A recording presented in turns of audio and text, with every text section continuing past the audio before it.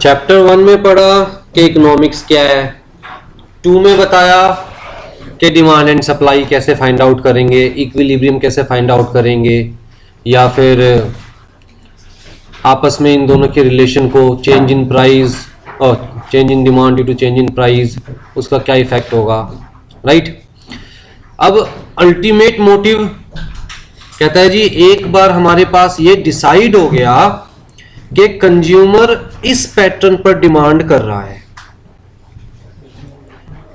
और हमें यह देखना है कि हम किस पैटर्न पर सप्लाई कर सकते हैं, मतलब किस प्राइस पर क्या सप्लाई हम कर सकते हैं depending upon our size of organisation. ऐसा तो नहीं है ना कि मैं एक रूम लेके बैठा हूं जिसके अंदर 30 या 40 बच्चे आ सकते हैं और मैं प्लान करूं जी 100 बच्चों को पढ़ाऊंगा तो ये मेरे पास प्रॉफिट जनरेट होगा। जब पढ़ा ही नहीं सकता, आउटपुट उतना ला ही नहीं सकता, तो वो चीज सोचने का कोई फायदा नहीं है। तो सोचना तो इस बेसिस पर है ना कि मैं कितना खर्चा कर सकता हूं, कितनी कैपिटल अफोर्ड कर सकता हूं, कितनी लेबर अफोर्ड कर सकता हूं, किस स्केल पर काम कर सकता हूं, तो उस पर क्या प्रोडक्शन निकाल सकता हूं और क्या मेरा प्राइस पड़ेगा, राइट। हो सकता है जो लोग छोटे लेवल पर काम कर रहे हो, मोबाइल साइलेंट, जो लोग छोटे लेवल पर काम कर रहे हो सकता है वो उनसे भी ज्यादा अर्न कर रहे हैं जो बड़े लेवल पर काम कर रहे हो, राइट। जरूरी नहीं है कि अगर कोई बड़े लेवल पर काम कर रहा है तो वो ज्यादा अर्न कर रहा है। हो सकता है कि उसके खर्चे उसकी कमाई से भी ज्यादा हो और जो छोटे लेवल पर काम कर रहा है उसके खर्चे उसकी कमाई से कम हो, राइट। तो कहता है जी पहले हमने एक बार डिमांड को एनालाइज किया कि कंज्यूमर किस पैटर्न के ऊपर डिमांड जनरेट करेंगे, परचेज करना चाहेंगे। फिर हमने अपने प्राइस का निकाला कि हमें क्या प्राइस पड़ने वाला है, तो ये निकालना पड़ेगा कि हमें क्या प्राइस पड़ने वाला है जिस पर हम सप्लाई करने के लिए तैयार हैं। तो हम जिस लेवल पर काम कर रहे हैं वहां पर हमें कितनी प्रोडक्शन करनी है,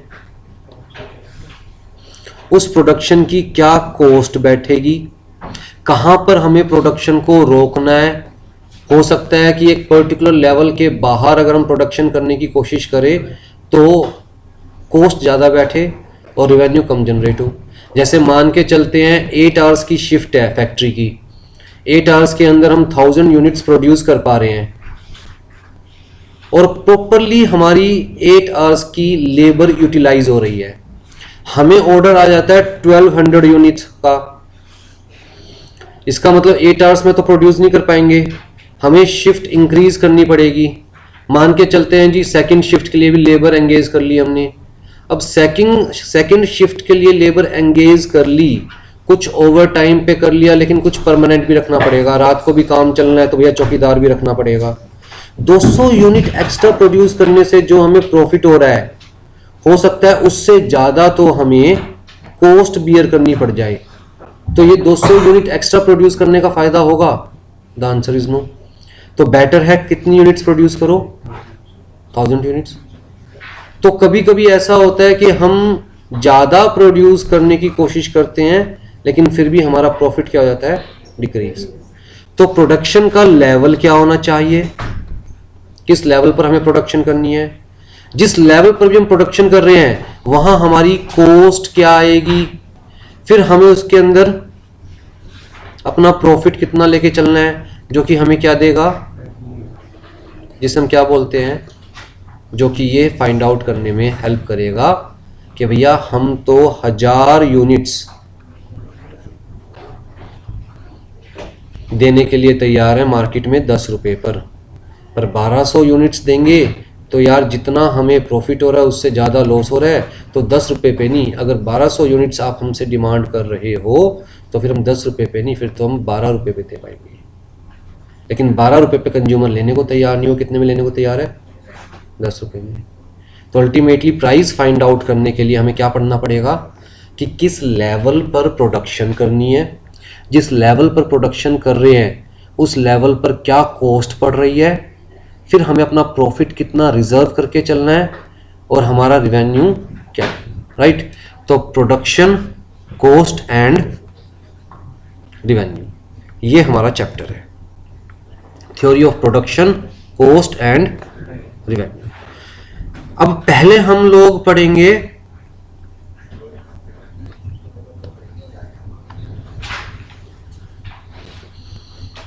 अपने ओल्ड सिलेबस के अकॉर्डिंग, क्योंकि आईसीएसआई का इतिहास रहा है कि जब भी सिलेबस चेंज होता है तो वो ओल्ड सिलेबस में से भी जरूर देता है।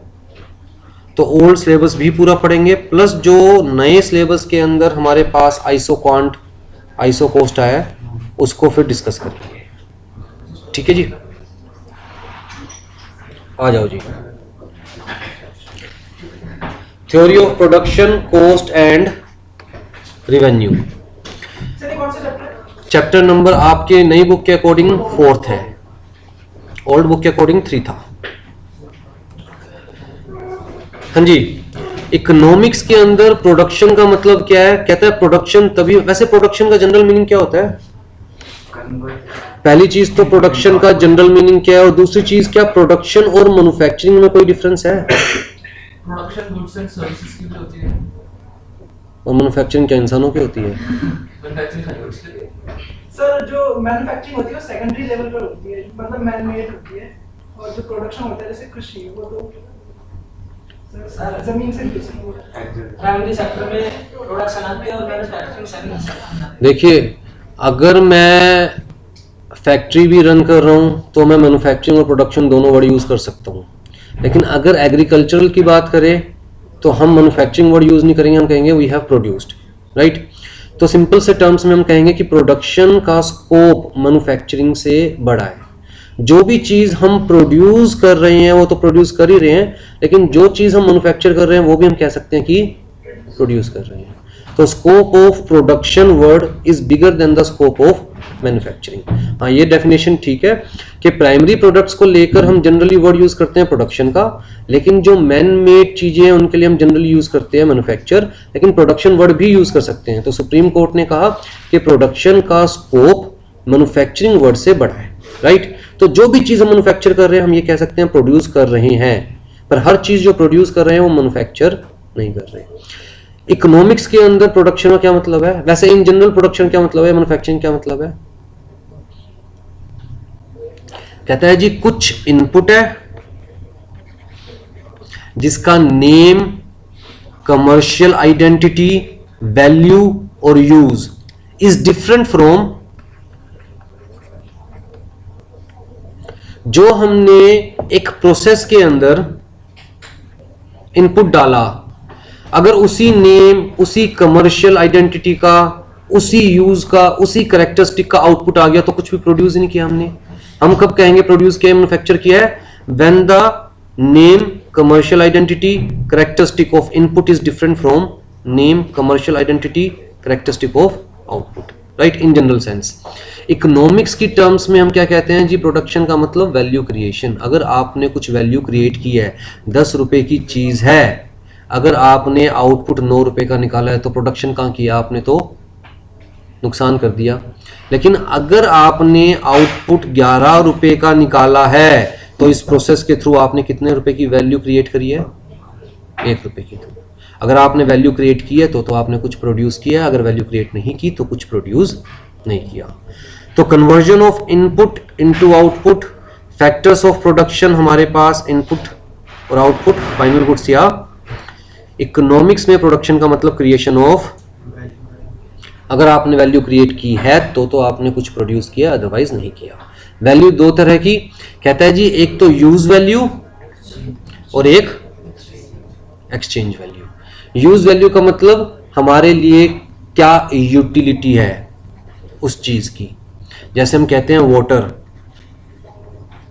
यूज वैल्यू बहुत ज्यादा है, यूटिलिटी बहुत ज्यादा है, लेकिन एक्सचेंज वैल्यू का मतलब इन टर्म्स ऑफ मनी की वो देकर हमें कितने पैसे मिल सकते हैं।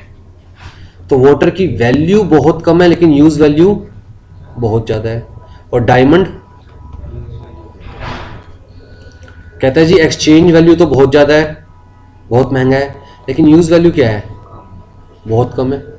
ज्यादातर लोग तो अपनी तिजोरियों में सजा के रखते हैं, बाहर निकालते हुए भी डरते हैं, राइट। हमारे वहाँ पर हमारे एरिया में एक बंदे की उंगली काट के ले गया, अंगूठी पहन रखी थी। मैं तो घर पे जाके सबसे पहले अपनी अंगूठी निकाल के मम्मी को दी, पता चले मेरी भी चलती बनी। तो वो बेसिकली सजेगी लॉकर के अंदर, कभी शादी ब्याह में वो भी सेफ जगह पे पहन के जानी होगी तो निकाली जाएगी। तो इसका मतलब यूज़ तो बहुत कम हो रही है, लेकिन गोल्ड की है चीज तो एक्सचेंज वैल्यू बहुत ज्यादा है, राइट। तो यूज वैल्यू किससे कहते हैं हम, उसकी यूटिलिटी क्या है, और एक्सचेंज वैल्यू किसे कहते हैं हम, उसे देकर क्या मिल सकता है, मतलब उसकी एक्चुअल वैल्यू क्या है in terms of money, right. The use value may be different from exchange value. Example, diamonds have very high exchange value but very less use value, whereas water has very high use value but very less exchange value. किस किस के पास नहीं है notes?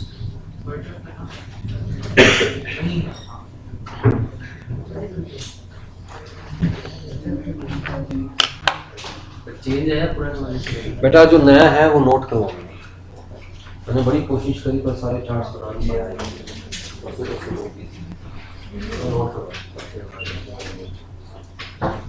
तो note सही में पुराने वो नहीं नोट करवा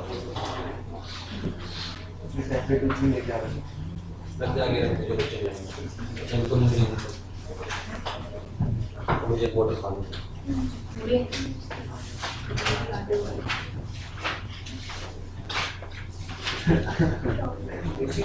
क्योंकि इन्होंने डायरेक्ट आइसो क्वांट दे दिया नए सिलेबस के अंदर, पुराना चीज समझाए बिना, तो मुझे लग रहा है वो डायरेक्ट आइसो क्वांट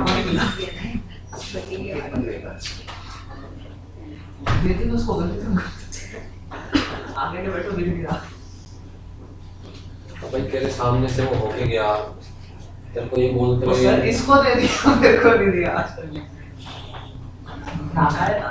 वो भी इतना समझदार है, शक्ल देख के देता है। हाँ जी, मेन मोटिव ऑफ प्रोडक्शन, सिर्फ एक ही मोटिव है, satisfaction of human bond.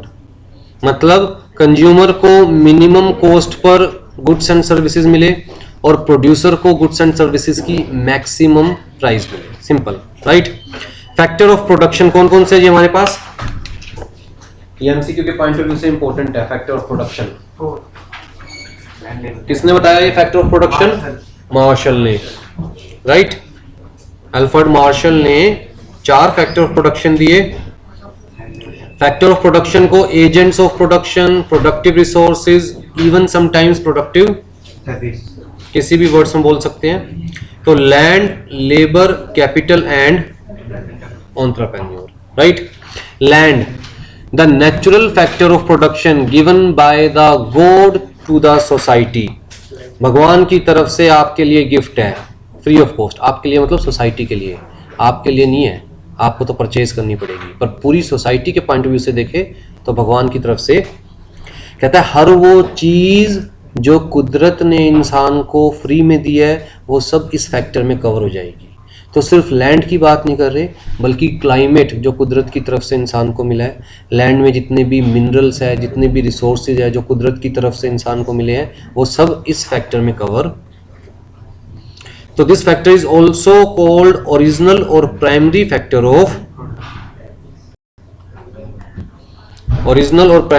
Of production. Gift of nature, free of cost to the society, not to the individual business. Land includes not only the earth surface but also natural resources available on the earth surface, below the earth surface, above the। तो climate किस में आएगा? Land में। Rain किस में आएगी? Water किस में आएगा? रिवर्स, लैंड में, right. Supply of land is perfectly, आप चाहकर भी इंक्रीज नहीं कर सकते, दुनिया में जितनी धरती है उतनी ही है, right. Passive factor of production, मतलब एक ऐसा फैक्टर जो अपने आप से प्रोडक्शन नहीं कर सकता, जब ह्यूमन उस फैक्टर को यूज करेगा तभी प्रोडक्शन की जा सकती है, राइट। इम्परफेक्टली, एक जगह से दूसरी जगह चाहकर भी नहीं ले जा सकते।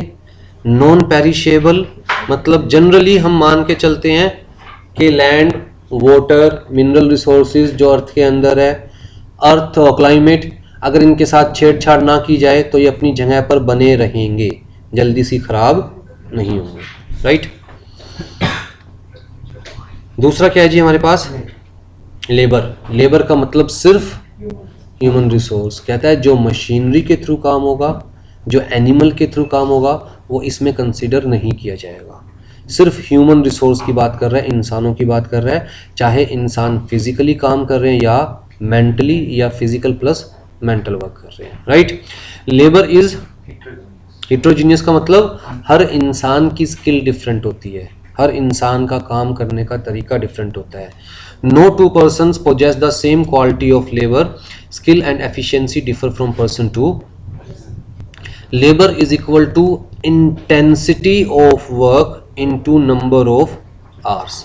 कितनी देर काम कर रहे हो प्लस किस इंटेंसिटी से काम कर रहे हो। आप पूरे दिन 8 घंटे अपनी कुर्सी पर बैठे हुए हैं, लेकिन बैठ के सिर्फ व्हाट्सअप या फिर फेसबुक देख रहे हैं, काम कुछ किया ही नहीं, तो वर्क डन इज 0, क्योंकि इंटेंसिटी क्या थी, 0, राइट। तो duration of work multiplied by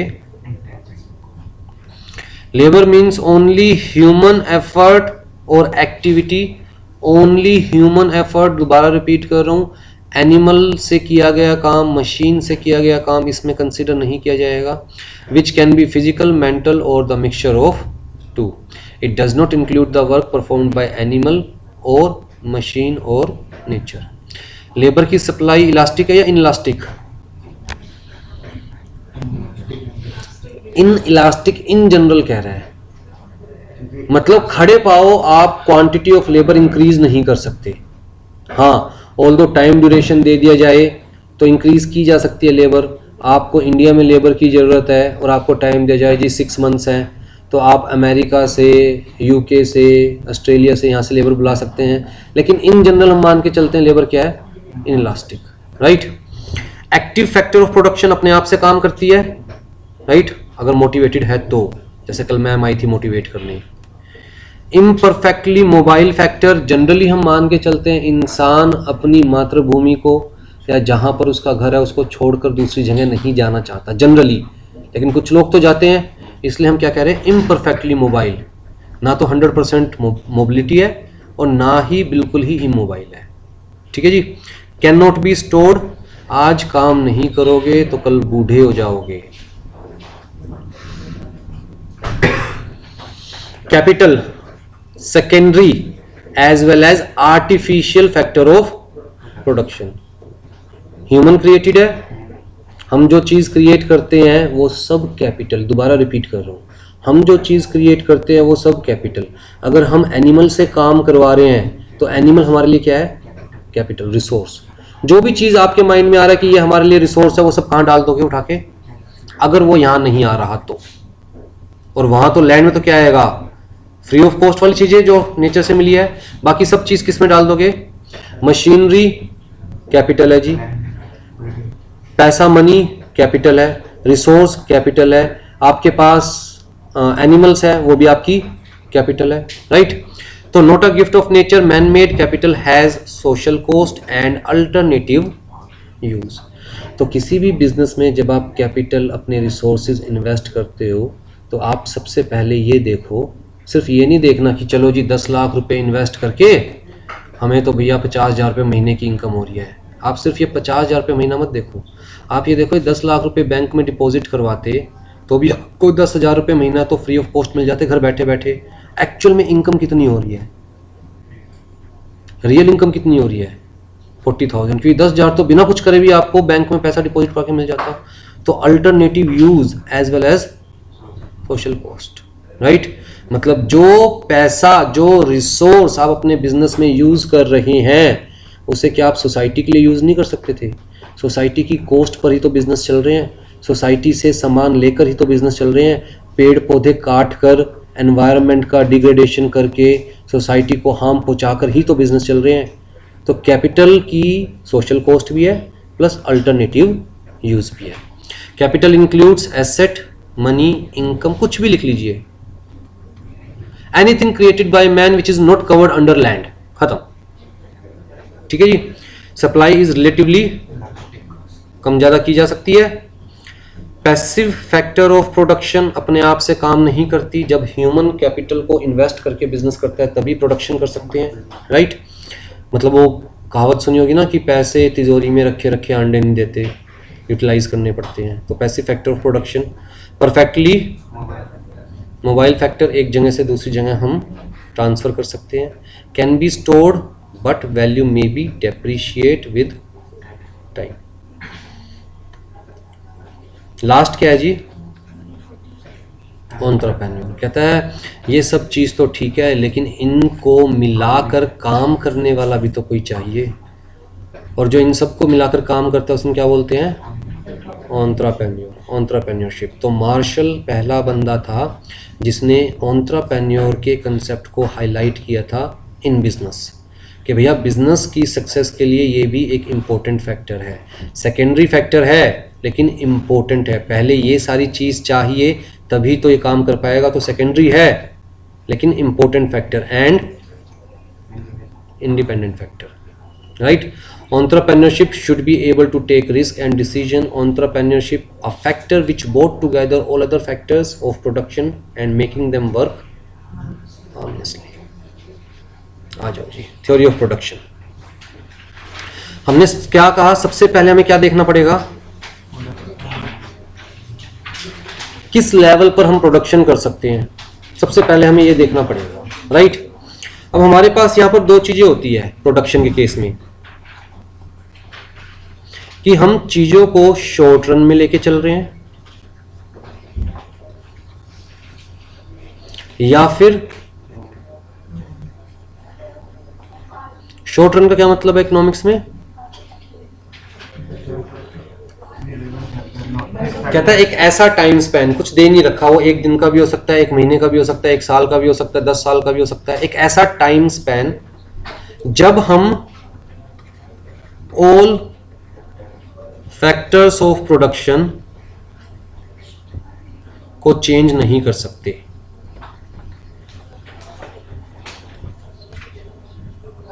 can't be changed. अगर हम उस टाइम स्पैन की बात कर रहे हैं तो हम शॉर्ट रन की बात कर रहे हैं, और अगर हम सारे फैक्टर्स ऑफ प्रोडक्शन चेंज कर सकते हैं, all factor of production can B, इसका मतलब लॉन्ग रन की बात कर रहे हैं। मैं अगर इंस्टीट्यूट पूरा बंद करके घर पे बैठ सकता हूं, उस टाइम स्पैन की बात कर रहा हूं, तो लॉन्ग रन की बात कर रहा हूं कि फिलहाल लॉस हो रहा है, बंद करके घर पे बैठ जाओ, जब दोबारा बच्चे आएंगे तो दोबारा इंस्टीट्यूट खोल लेंगे, हो सकता है सेम जगह पे, हो सकता है डिफरेंट जगह पे। तो इसका मतलब I can change any factor of production. Teacher हटाए जा सकते हैं, इंस्टीट्यूट मतलब लेबर हटाई जा सकती है, लैंड हटाई जा सकती है, कैपिटल दोबारा से निकाल कर घर में ले जाई जा सकती है। तो मैं लॉन्ग रन की बात कर रहा हूँ। लेकिन मैं सिर्फ 2 या 3 महीने की बात करूँ, यार 2 या 3 महीने का लॉस है, कोई बात नहीं, फॉर द टाइमिंग बच्चे नहीं आ रहे तो इंस्टीट्यूट तो चलाना ही है, तो मैं फिलहाल के लिए टीचर्स को मना कर दूंगा, भाई आप मत आना, रिसेप्शन को मना कर दूंगा, आप मत आना, लेकिन इंस्टीट्यूट का किराया तो फिर भी जाएगा। इसका मतलब लेबर को मैंने चेंज कर दिया, कैपिटल को मैंने चेंज कर दिया, लेकिन लैंड अभी भी कांस्टेंट है, उसे मैंने चेंज नहीं किया। तो मैं किसकी बात कर रहा हूँ? शॉर्ट टर्म की। पहले तो ये कंसेप्ट क्लियर है। शॉर्ट टर्म का मतलब where all factor of production can't be changed, और लॉन्ग रन का मतलब where all factor of production can be changed. दूसरी चीज कहता है प्रोडक्शन लेवल में जो चेंजेस आते हैं that may be due to factor.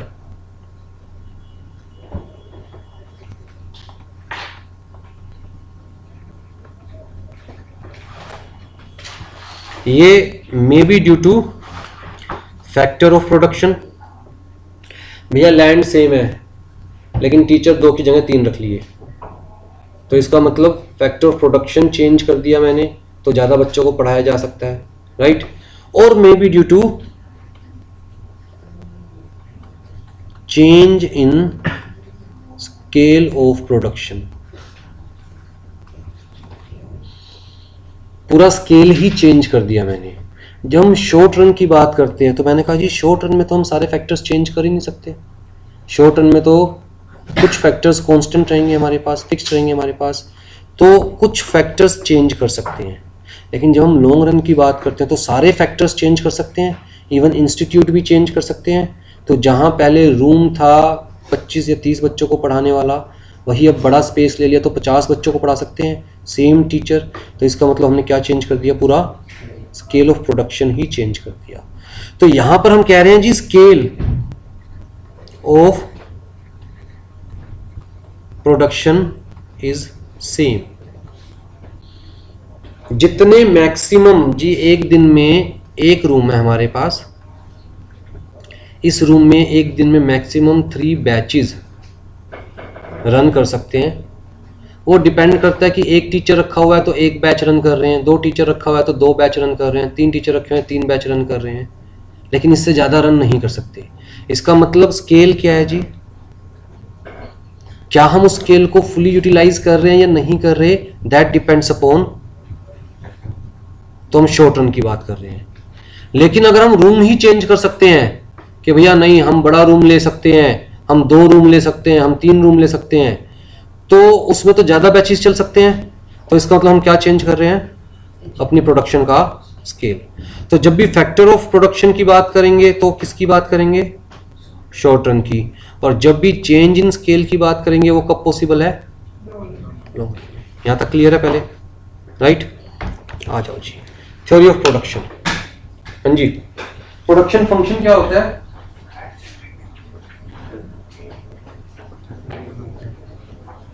Demand function पढ़ा था, सप्लाई फंक्शन पढ़ा था, क्या था?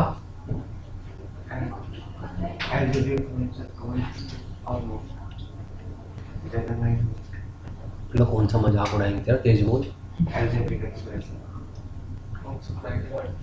अलजेब्रिक एक्सप्रेशन, सिंपल फंक्शन यही पढ़ा था ना हमने, जब हम इक्वेशन के फॉर्म में एक्सप्रेस कर रहे हैं डिमांड को या सप्लाई को। तो प्रोडक्शन फंक्शन भी क्या हो गया? जब हम इक्वेशन के फॉर्म में एक्सप्रेस कर रहे हैं प्रोडक्शन को।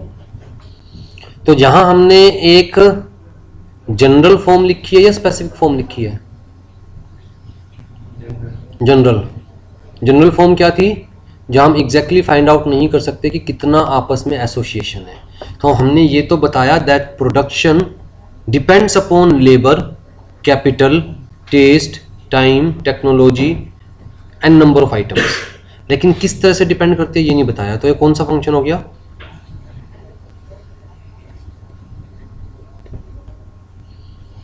ठीक है जी। Production function states the maximum quantity of output which can be produce. अच्छा, मैक्सिमम बेनिफिट कैसे यूटिलाइज किया जा सकता है? कहता है जो आपको प्रोड्यूस करना है जी, हमें 100 यूनिट्स प्रोड्यूस करनी है आउटपुट, या तो ये फाइंड आउट करो कि जी इसके लिए इनपुट कितना मिनिमम लग के आउटपुट ये प्रोड्यूस हो सकता है, तो प्रॉफिट हमारा मैक्सिमम, राइट? या फिर आपको ये नहीं पता कि कितना प्रोड्यूस करना है पर आपको इनपुट पता कितना है आपके पास, तो ये फाइंड आउट करो कि उस इनपुट को कैसे मैक्सिमम यूटिलाइज करके आउटपुट को मैक्सिमम किया जा सकता है। 2 ही वे में प्रॉफिट मैक्सिमाइज किया जा सकता है। तो maximum quantity of output which can be produced from any selected combination of input, या फिर minimum quantity of input that are necessary to produce a given quantity of output, right? Production function जो हम पढ़ने जा रहे हैं, जो theories पढ़ने जा रहे हैं, उन सब में बेसिक अजम्पशन क्या है?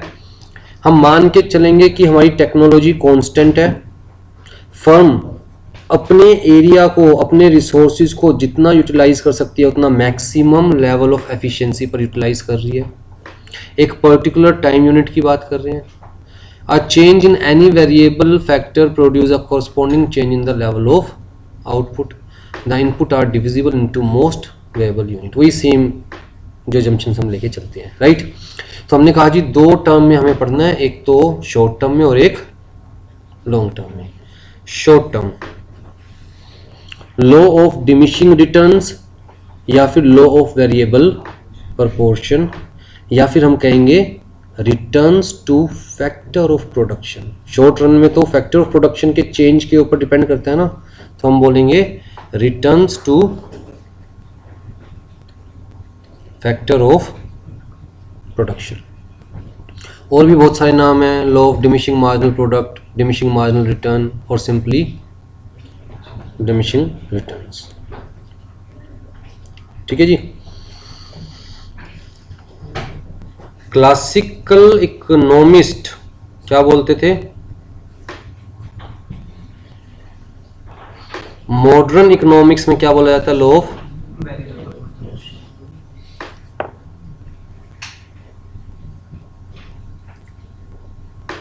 आ जाओ जी। कंसेप्ट बड़ा सिंपल सा है। कंसेप्ट कहता है जब आप काम शुरू करते हो, प्रोडक्शन शुरू करते हो, शुरुआत में तो तेजी से प्रोडक्शन बढ़ेगी, मतलब रिसोर्स कम लगाने पड़ेंगे और आउटपुट ज़्यादा आएगा। फिर धीरे धीरे आउटपुट कम होता जाएगा। एक ऐसा स्टेज आएगा कि आप जितने भी रिसोर्स लगा लो इससे ज़्यादा आउटपुट नहीं निकल सकता। इनफैक्ट रिसोर्स ज़्यादा करने की वजह से आउटपुट कम होना शुरू हो जाएगा। तो एक ऐसा स्टेज आएगा जब आउटपुट कम होना शुरू हो जाएगा। ठीक है, पहले तो ये बताओ चीज़ समझ में आ रही है क्या बोल रहे हैं ये? जब शुरू कर रहे हो प्रोडक्शन कम रिसोर्स में ज़्यादा आउटपुट, धीरे धीरे आउटपुट की एफिशिएंसी कम होनी शुरू हो जाएगी।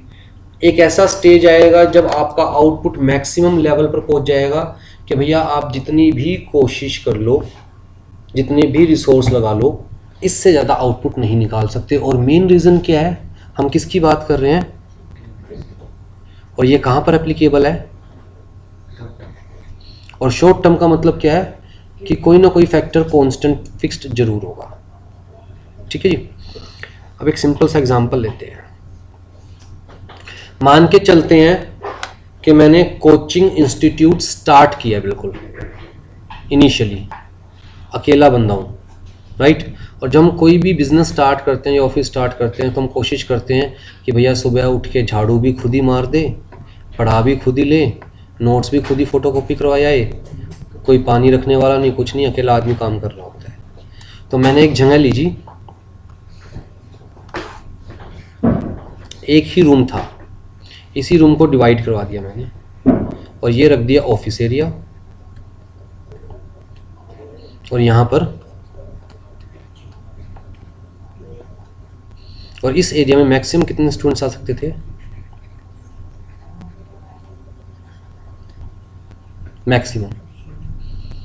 स्टार्टिंग में मैं अकेला था तो या तो टीच करूँगा या फिर ऑफिस को देखूँगा, क्वेरीज एंटरटेन करूँगा, फ़ोन एंटरटेन करूँगा, वेबसाइट पे जो क्वेरीज आती है वो एंटरटेन करूँगा, एक ही काम कर सकता था।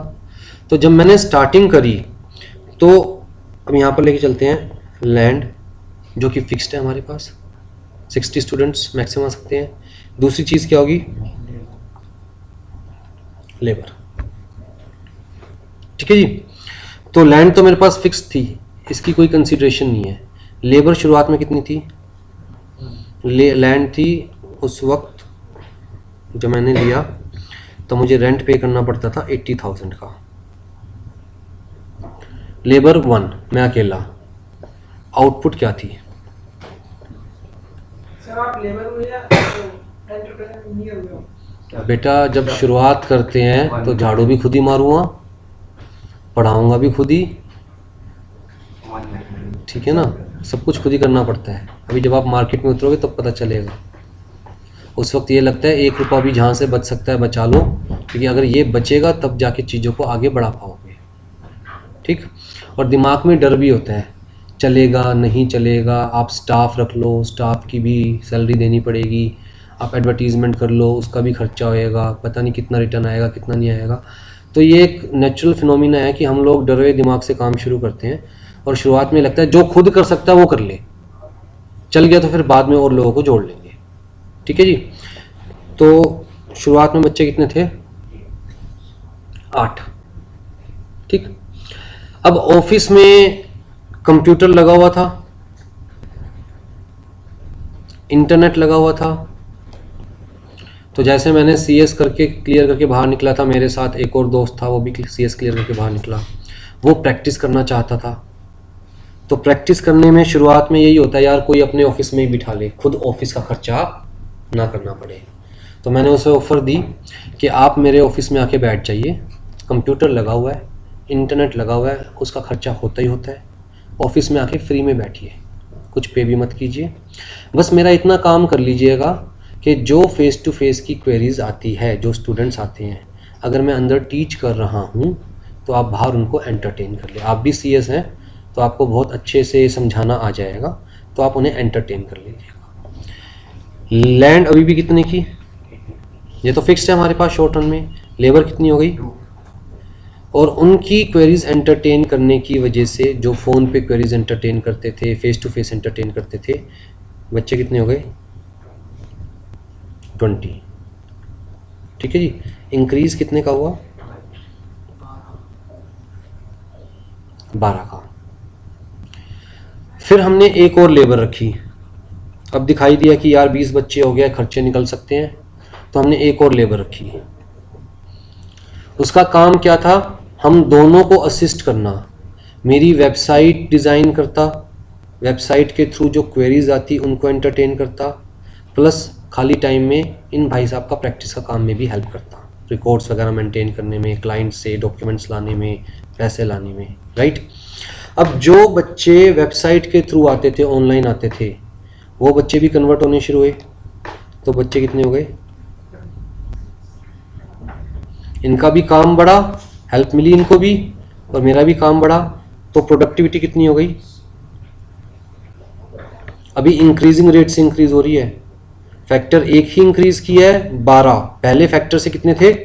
8, अगले फैक्टर से एकदम कितने बढ़ गए? 12, तीसरे फैक्टर से कितने बढ़ गए? 16। ठीक है जी। चलिए जी, काम चलता रहा। फिर महसूस हुआ कि यार अब तो अच्छे खासे बच्चे हो गए हैं, तो क्यों ना प्रोजेक्टर पे पढ़ाया जाए। अगर प्रोजेक्टर पे पढ़ाना है तो उसके लिए आपके पास कंप्यूटर पे नोट्स होने चाहिए, सारे चार्ट्स होने चाहिए, और भी टेक्निकल चीज़ों को हैंडल करना होता है। तो हमने एक बंदा और रखा जो कंप्यूटर पे नोट्स वगैरह डिज़ाइन करता था। प्रॉपर नोट्स डिज़ाइन होने शुरू हुए, चार्ट्स डिज़ाइन होने शुरू हुए, ऑनलाइन चीज़ों को अपडेट भी करता था, वीडियोस वगैरह भी उसने रिकॉर्ड करनी शुरू करी, यूट्यूब वगैरह पे डालनी शुरू करी, तो उसकी वजह से और ज़्यादा नाम होना शुरू हुआ। तो अब बच्चे कितने हो गए? अब दोबारा कितने हो गए?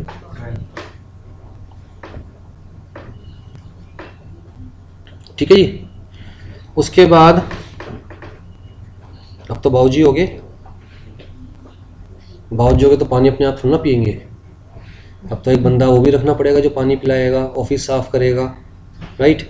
तो 5वां बंदा भी एंगेज किया हमने, जो पानी भी पिलाएगा, ऑफिस भी साफ करेगा, प्लस खाली टाइम में पैम्पलेट्स लेके स्टेशन के बाहर भी खड़ा होगा, मेट्रो स्टेशन के बाहर आते जाते बच्चों को पकड़ेगा और पैम्पलेट पकड़ाएगा, राइट।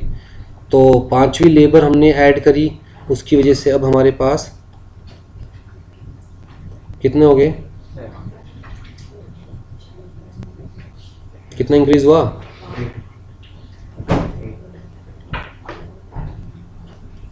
राइट। अब अगर हम एक और बंदा रख भी ले, मैक्सिमम कितने बच्चे आ सकते हैं पढ़ने के लिए एक रूम में मेरे? अगर मैं इसके ऊपर 7वां बंदा रख लूं, क्या मेरी प्रोडक्शन इंक्रीज हो सकती है? तो ये तो क्या पहुंच गया टोटल प्रोडक्शन। मैं 7वां बंदा रख लूं, 8वां रख लूं, 9वां रख लूं, 10वां रख लूं, और उन सबको बैठना कहां पर है? एक ही रूम में। काम कम करेंगे, एक दूसरे को छेड़ने का काम ज्यादा करेंगे। आज क्या रोटी लाया, आज मम्मी ने क्या बनाया, और तेरी गर्लफ्रेंड का क्या हाल चल रहा है, वो काम ज्यादा होगा, काम कम होगा। और काम करके भी क्या कर सकते हैं स्टूडेंट? तो मैक्सिमम 60 आ सकते हैं, और 60 तो हो चुके, राइट। तो शॉर्ट रन में एक टाइम पर आकर हमारे पास लिमिटेशन आ जाती है, क्योंकि हमारा एक फैक्टर क्या है? ये तो चेंज नहीं हो सकता ना। हम दूसरा फैक्टर, तीसरा फैक्टर जितना मर्जी चेंज कर ले, लेकिन एक फैक्टर तो फिक्स्ड है, जिसके बेसिस पर प्रोडक्शन की एक लिमिट आ जाती है। वही चीज चार्ट में समझा रखी है कि शुरुआत में तेजी से बढ़ेगा, पहले 8, फिर 12, उसके बाद भी बढ़ेगा लेकिन धीरे स्पीड से, फिर उसके बाद दोबारा कितना आया? 12, 8, राइट। पहले तेजी से बढ़ेगा, फिर धीरे स्पीड से बढ़ेगा, फिर एक ऐसा टाइम आएगा जब यहां कितने पहुंच गए? मैक्सिमम। अब इससे ज़्यादा हम फैक्टर ऑफ प्रोडक्शन मतलब लेबर अगर इकट्ठी कर भी लेते हैं तो 60 से ज़्यादा तो मैं चाहकर भी बच्चे नहीं पढ़ा सकता, क्योंकि मैक्सिमम कैपेसिटी कितनी थी। इसका मतलब उसके बाद तो क्या होना शुरू हो जाएगा? डिक्लाइन होने का मतलब ये डिक्लाइन होने का मतलब ये नहीं है कि हाँ बच्चे कम होने शुरू हो जाएंगे। डिक्लाइन होने का मतलब ये है कि जो खर्चा कर रहा हूं लेबर एंगेज करने का, उतना तो उससे बेनिफिट भी नहीं हो रहा।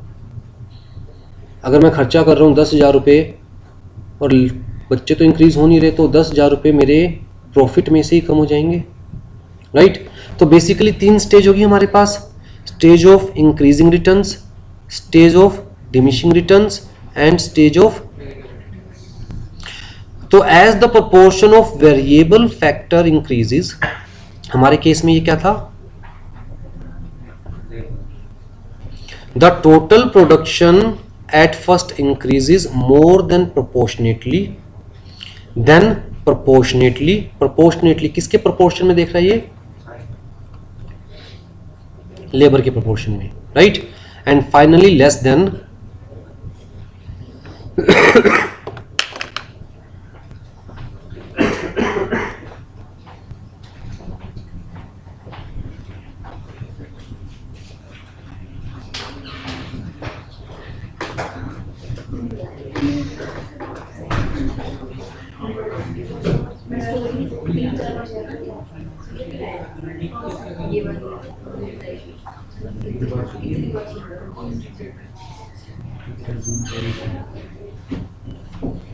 ये एग्जांपल रियल लाइफ का, बस फर्क इतना कि आपकी बुक में जो टेबल दे रखी थी उससे मैंने इसे सिंक्रोनाइज कर दिया।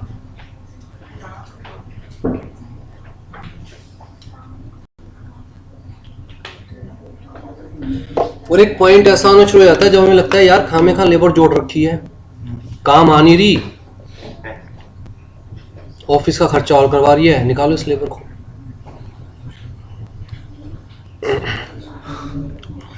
हाँ जी, अजम्पशंस तो क्लियर है ना।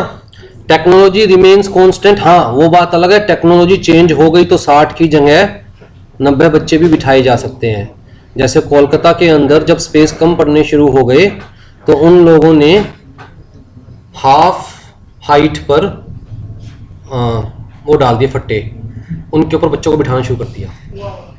बच्चों को ऊपर सर एक बार आप ऐसे करके देखो हॉस्टल में। तो भैया कोलकाता जितना हाईली डेंस्ड एरिया है ना, वहाँ पर ये चीज़ कोई बड़ी बात नहीं है, ठीक है। तो technology remains constant if there is an improvement in technology due to inventions, जैसे उन्होंने करी, द एवरेज या marginal product will increase instead of decreasing. हम 2 फैक्टर्स ऑफ प्रोडक्शन ही कंसीडर करके चल रहे हैं, जैसे अपने केस में हमने लैंड एंड लेबर कंसीडर करी। 1 factor is variable and other factor constant. All the units of variable factors are identical in all respects. They are of same size and quality. A particular product can be produced under varying proportion of input combinations. Law operates in short. तो पहला stage क्या था जी हमारा, जहाँ तेजी से increase हो रहा था। Total product first increases at increasing rate, then at decreasing rate, and this continues till the end of this. Average product is continuously, क्योंकि जब टोटल प्रोडक्ट इंक्रीज हो रहा है चाहे तेजी से या कम तेजी से, इंक्रीज तो हो रहा है ना, तो एवरेज प्रोडक्ट इंक्रीज होगा। मार्जिनल प्रोडक्ट पहले कहां तक चला गया था, मार्जिनल 1 लेबर थी 8, 2 लेबर थी तो 20, तो मार्जिनल प्रोडक्ट कितना हो गया 12, 3 लेबर थी तो मार्जिनल प्रोडक्ट कितना हो गया 16। तो मार्जिनल प्रोडक्ट एक बार टॉप पे टच कर जाएगा, फिर धीरे धीरे कमाना शुरू हो जाएगा, फिर धीरे धीरे कमाना शुरू हो जाएगा, राइट। और इनफैक्ट 60 से ज्यादा बच्चे हो ही नहीं सकते, तो नेक्स्ट लेबर भाई नेगेटिव नहीं, मैं कहता हूं कि 60 ही रहेगी चलो, लेकिन उससे नेक्स्ट लेबर वो तो रियल बर्डन बन जाएगी सर पे, राइट। तो marginal product first increases becomes maximum, हमारे केस में मैक्सिमम कितनी थी, and starts falling at the end where average product reaches its highest point. Average product जहां हाईएस्ट हो जाएगा, the efficiency of variable labour is maximum, right. तो जी दोबारा से एक बार चार्ट देखते हैं, कहां तक जा रहा है फर्स्ट स्टेज,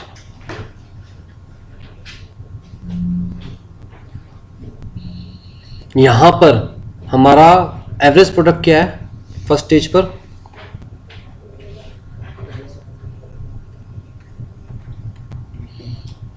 ट्वेल्थ में क्या पढ़ के आए हैं मुझे कोई मतलब नहीं है, दोबारा से रिपीट कर रहा हूँ, हर बैच में रिपीट करता हूँ, मुझे सिर्फ उस चीज़ से मतलब है ICSI ने क्या बता रखा है। MCQs में आपको अपनी एक्सप्लेनेशन देने की कोई ऑप्शन नहीं मिलती, वही टिक करोगे जो यहाँ क्लास में पढ़ाया जा रहा है। तो फर्स्ट स्टेज कहाँ पर ख़त्म हो रही है? Where average product is maximum. इस स्टेज तक आते आते मार्जिनल प्रोडक्ट ऊपर टॉप पे भी जा चुकी, नीचे भी आनी शुरू हो चुकी। दोबारा से रिपीट करूं, बार बार MCQ पूछा जाता है। फर्स्ट स्टेज के अंदर अंदर ही मार्जिनल प्रोडक्ट टॉप पे भी जा चुकी, 16 भी हो चुकी और दोबारा से 12 भी आ चुकी। ठीक है, तो 8, 12, 16, फिर दोबारा यहां पर फर्स्ट स्टेज हमारी खत्म हो जाती है। ठीक, आ जाओ जी, फिर सेकंड स्टेज की बात करते हैं। ये याद रहेगा,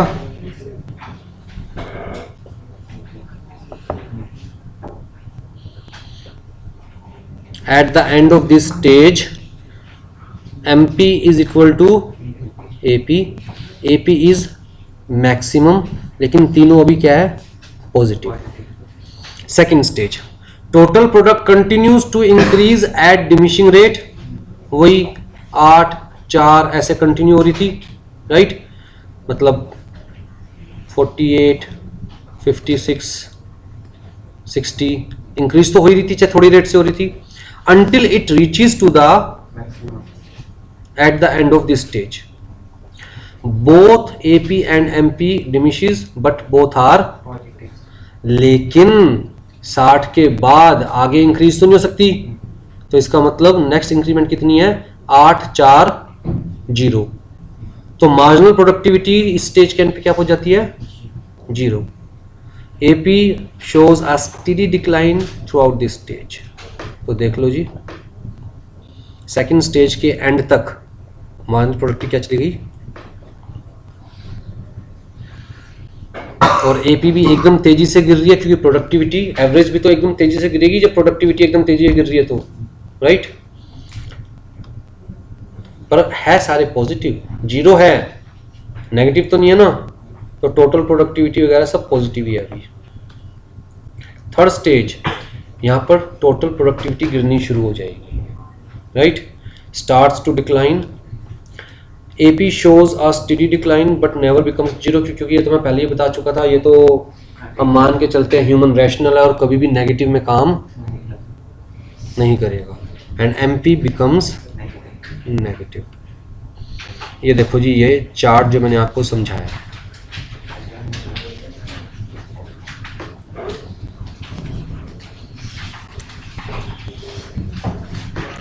पहला स्टेज एक बार टॉप पर भी छुगी मार्जिनल प्रोडक्टिविटी और उसके बाद नीचे भी आ गई, 8, 12, 16, 12। सेकंड स्टेज 7, 5, मार्जिनल प्रोडक्टिविटी कहां चली गई? 0 पे। और थर्ड स्टेज में मार्जिनल प्रोडक्टिविटी क्या होगी? माइनस।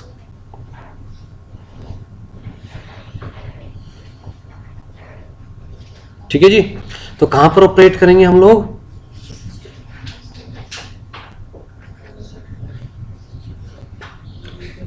अगर एक बच्चे के आने से 1 रुपया भी बचता है, जा तो नहीं रहा ना जेब से।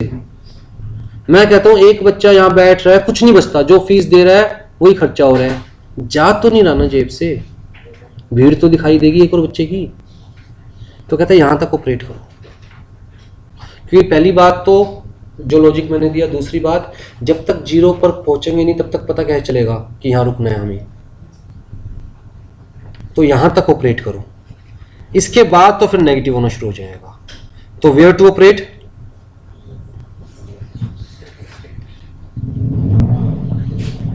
ठीक है जी, तो ये चार्ट क्या बता रहा है कि जरूरी नहीं है जो लोग ज्यादा स्टाफ बिठाकर बैठे हैं, जो लोग ज्यादा बड़ी जगह लेकर बैठे हैं, जिन लोगों के बाहर ज़्यादा पैम्पलेट बट रहे हैं, वो लोग ज़्यादा कमा रहे हैं और बाकी लोग कम कमा रहे हैं। हर इंसान को काम करते हुए ये फाइंड आउट करना चाहिए कि हमारा मैक्सिमम बेनिफिट वाला स्टेज क्या है। अगर लगता है कि यार 30 स्टूडेंट पढ़ाकर 40 स्टूडेंट से ज़्यादा कमाया जा सकता है, क्योंकि बाकी 10 स्टूडेंट जोड़ने के लिए एक 8,000 का बंदा बाहर खड़ा करना पड़ेगा, एक 10,000 रुपये महीने की एडवर्टीजमेंट गूगल पे चलानी पड़ेगी, तो नुकसान का काम होगा फ़ायदे की बजाय। बेटर कितने स्टूडेंट पढ़ाना है? 40 से 30। हेडेक भी कम होगी, जगह भी कम चाहिए, लेबर भी कम चाहिए, और प्रॉफिट 40 से ज़्यादा हो रहा है, राइट। ये आपको रियल लाइफ नॉलेज दी जा रही है। जब आप काम करने उतरोगे तो सबसे पहली चीज़ ये देखनी है कि किस लेवल पर हमें ऑपरेट करना चाहिए। हाँ जी, limitation of law of variable proportion क्या है? कहता है जी जो इसके अजम्पशंस है वो अनरियलिस्टिक है। वो तो हर इकोनॉमिक लॉ की लिमिटेशन होती है। अजम्पशंस जनरली हमारी क्या होती है? ठीक है। फिर कह रहा है कि जी जो बंदा जो काम करने के लिए रखा हुआ है एग्जैक्टली वो वही काम करेगा और उतनी ही एफिशिएंसी करेगा। वो भी क्या है? कहता है एवरी यूनिट ऑफ लेबर और worker is different from each other. Assumption of constant input price या टेक्निक ऑफ प्रोडक्शन। टेक्नोलॉजी भी चेंज होती रहती है, प्राइस भी चेंज होता रहता है, तो ये भी अनरियलिस्टिक अजम्पशन है। यहाँ तक एक बार सारा देखिए, कोई ऐसा पॉइंट जो समझ में नहीं आया। हमने कहा जी फैक्टर्स चेंज होने की वजह से शॉर्ट रन पे क्या असर पड़ रहा है? बिल्कुल एग्जैक्टली सेम असर हमें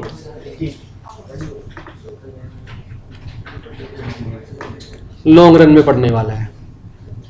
अब इसी एग्जांपल को अगर मैं आगे स्ट्रेच करूं, या 60 बच्चे हो गए और भी बच्चे आ रहे हैं, तो क्यों ना इंस्टीट्यूट चेंज कर लिया जाए। तो इसका मतलब हम सारे फैक्टर्स ही चेंज कर रहे हैं। लेबर तो पहले भी चेंज कर रहे थे, अब तो लैंड भी चेंज कर रहे हैं, तो क्यों ना इंस्टीट्यूट ही बड़ा ले लिया जाए। तो इंस्टीट्यूट बड़ा लेंगे, अगर 10 बच्चे एक्स्ट्रा आ रहे हैं तो क्या सिर्फ 10 बच्चों के हिसाब से इंस्टीट्यूट बड़ा लेंगे? जब बड़ा लेंगे तो कुछ सोच समझ के भाई 100 बच्चे बैठ जाए, 125 बच्चे बैठ जाए, ऐसे ही बड़ा लेंगे। और एकदम से 60 से 100 या 125 बच्चे तो हो नहीं सकते। तो इसका मतलब शुरुआत में कॉस्ट ज़्यादा रहेगी और इनपुट और आउटपुट कम रहेगा। तो वही चीज़ कि जब हमने इंस्टीट्यूट शुरू किया तो एकदम तेजी से बढ़ा, फिर जब हम 60 पर पहुंच गए उसके बाद हमने सोचा कि इंस्टीट्यूट क्या करेंगे? चेंज कर लेंगे, तो एकदम क्या हो जाएगा? राइट। फिर धीरे धीरे बच्चे बढ़ने शुरू होंगे तो फिर दोबारा ऐसे जाएगा चार्ट। वो अलग बात है कि यहाँ के बाद आपकी बुक्स में देते ही नहीं, पर जब 125 बच्चों का इंस्टीट्यूट लिया और बच्चे आ भी रहे हैं तो धीरे धीरे बढ़ेंगे तो है ही, तो दोबारा धीरे धीरे चार्ट ऐसे जाएगा। लेकिन एक बार के लिए तो नीचे आ जाएगा नया इंस्टीट्यूट लेने में, खर्चे ज़्यादा होंगे नए इंस्टीट्यूट को सेट करने में। 10 बच्चे एक्स्ट्रा आ रहे थे लेकिन स्पेस हमने 50 बच्चों का एक्स्ट्रा का लिया था, राइट। तो किराया एज कम्पेयर टू फीस काफ़ी ज़्यादा होगा, राइट। तो सेम चीज़ यहीं पर है, increasing returns to scale, constant returns to scale and diminishing returns to scale, right. Increasing when inputs are increased in the given proportion and output increases in the greater proportion. Constant और decreasing बिल्कुल same चीज़ है, मतलब समझा नहीं रहा हूँ। आ जाओ जी थ्योरी ऑफ कॉस्ट पे आ जाओ। प्रोडक्शन तो हो गया, थ्योरी ऑफ कॉस्ट। तो जी लैंड की कॉस्ट, लेबर रेंट, लेबर की कॉस्ट, वेजेस, कैपिटल की कॉस्ट, इंटरेस्ट, और एंटरप्रेन्योर प्रॉफिट के लिए काम कर रहे हैं, राइट। वही शॉर्ट टर्म लॉन्ग टर्म, दो ही सिनेरियो हमारे पास। शॉर्ट टर्म के अंदर हम क्या कह रहे हैं कि जी कुछ कॉस्ट तो फिक्स्ड है, जैसे हमने कहा जी हमारा जो रेंट है वो तो 80,000 ही रहा, और लेबर की कॉस्ट जैसे जैसे लेबर इंक्रीज करते जाएंगे तो वेरिएबल है लेबर की कॉस्ट। तो हमारे पास शॉर्ट रन में टोटल कॉस्ट जो है वो total fix cost plus total, दो में डिवाइड हो जाएगा, दो फैक्टर्स में, एक तो फिक्स कॉस्ट और दूसरा वेरिएबल कॉस्ट, राइट। तो फिक्स कॉस्ट तो कांस्टेंट है, चाहे एक बच्चा था तब भी 80,000 रुपये का किराया, चाहे 60 बच्चे हो गए तब भी 80,000 रुपये का किराया। तो फिक्स कॉस्ट क्या होगी हमारी? ठीक है जी। और वेरिएबल कॉस्ट क्या होती है? शुरुआत में तो हमेशा ज़्यादा होती है। भैया 4 बच्चे आए तो उसके लिए भी टीचर तो बुलाना पड़ेगा ही ना, 4 बच्चों के लिए भी टीचर बुलाना पड़ेगा, 5 बच्चे तो उसके लिए भी टीचर बुलाना पड़ेगा। और हम टीचर को ये तो नहीं कह सकते ना जी 5 बच्चे हैं और इसकी 50% ले लो। टीचर कहेगा भैया मेरा तो आने जाने का भी खर्चा नहीं निकल रहा। तो हम उस केस में फिक्स्ड देंगे, भाई कम से कम आपको 10,000 तो देंगे या कम से कम आपको 15,000 तो हम देंगे। तो शुरुआत में कॉस्ट एकदम से इंक्रीज हो जाती है। फिर जैसे जैसे बच्चे बढ़ते जाएंगे तो कॉस्ट क्या हो जाएगी, डिक्रीज हो जाएगी। लेकिन प्रोडक्टिविटी जब कम होनी शुरू हो जाएगी तो लेबर की कॉस्ट ज़्यादा लगने लग जाएगी और स्टूडेंट तो वही 60 के 60, तो वो कॉस्ट दोबारा क्या होनी शुरू हो जाएगी। तो ये वाला एरिया कौन सा है जब कॉस्ट बेसिकली नॉर्मल हो गई है, जब हमारी प्रोडक्शन कहाँ चली गई थी, इससे ज़्यादा अगर हम लेबर रख रहे हैं तो हमारी कॉस्ट दोबारा क्या होनी शुरू हो जाएगी। क्लियर है? तो ये चार्ट याद आएगा, पहले इंक्रीजिंग कॉस्ट, फिर इंक्रीज तो होगी लेकिन कम रेट से। भाई बच्चे बढ़ेंगे, टीचर एक्स्ट्रा तो लेगा लेकिन कम रेट से लेगा। जहाँ शुरुआत में 5 बच्चों के पीछे टीचर कहता है जी 20,000 तो लूंगा ही लूंगा, इससे कम में पढ़ाने नहीं आऊँगा, तो पर बच्चा कितनी कॉस्ट हो गई यहाँ पर। और जब बैच पूरा हो जाएगा तो टीचर को जो 50% मिलता है वही मिलना है, और 50% मिलने का मतलब पर स्टूडेंट कॉस्ट कितनी हो जाएगी उसकी, 2,000 रुपये पर स्टूडेंट मिलेगा। तो कॉस्ट तो इंक्रीज हो रही है लेकिन डिक्रीजिंग रेट से, राइट। टोटल कॉस्ट तो इंक्रीज होगी ना, पहले 20,000 रुपये, अब 2,000 इंटू में 60 बच्चे तो कितनी हो गई, लेकिन डिक्रीजिंग रेट से, रेट कम हो गया, राइट। और यहां पर जब 60 बच्चे हो गए, उसके अलावा हम और लोगों को भरे जा रहे हैं, तो वो फालतू की कॉस्ट, और ये एकदम तेजी से इंक्रीज होगी क्योंकि रिटर्न तो कुछ आ नहीं रहा हूं एक्स्ट्रा लेबर से, तो एकदम तेजी से इंक्रीज होगी। तो टोटल वेरिएबल कॉस्ट का चार्ट क्लियर है। और देखिए टोटल कॉस्ट तो है क्या, total fix cost plus total, तो फिक्स्ड कॉस्ट तो है ही है, यहां से स्टार्ट होगी टोटल कॉस्ट हमारी, भाई total fixed cost plus total variable cost. तो टोटल कॉस्ट स्टार्टिंग में चाहे एक भी बच्चा नहीं है, रेंट तो पे करना पड़ेगा, तो टोटल कॉस्ट कहां से स्टार्ट होगी, जहां से फिक्स कॉस्ट स्टार्ट हो रही है। और जैसे जैसे वेरिएबल कॉस्ट इंक्रीज होगी वैसे वैसे टोटल कॉस्ट भी, तो इनके बीच में कितना डिफरेंस रहेगा हमेशा, टोटल फिक्स कॉस्ट। क्लियर है जी।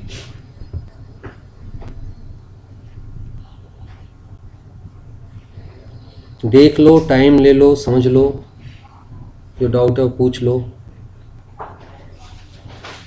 भाई फिक्स कॉस्ट तो फिक्स्ड, 80,000 रेंट जाने ही जाना है, तो चाहे एक बच्चा है चाहे 0 बच्चे है, 80,000 रुपये रेंट जाने ही जाना है, चाहे 60 बच्चे हो जाएंगे, तो ये तो स्ट्रेट लाइन चलती रहेगी। वेरिएबल कॉस्ट शुरुआत में ज़्यादा होगी, जब हमारी प्रोडक्शन एफिशिएंट हो जाएगी तो कम हो जाएगी, और जब हम उससे ज़्यादा भी लेबर रखने की कोशिश करेंगे तो एकदम से दोबारा इंक्रीज हो जाएगी। और फिक्स टोटल कॉस्ट क्या होगी हमारी, total fix cost plus total, तो ये जैसे जैसे वेरिएबल कॉस्ट इंक्रीज होगी हमारी टोटल कॉस्ट इंक्रीज होती चली जाएगी।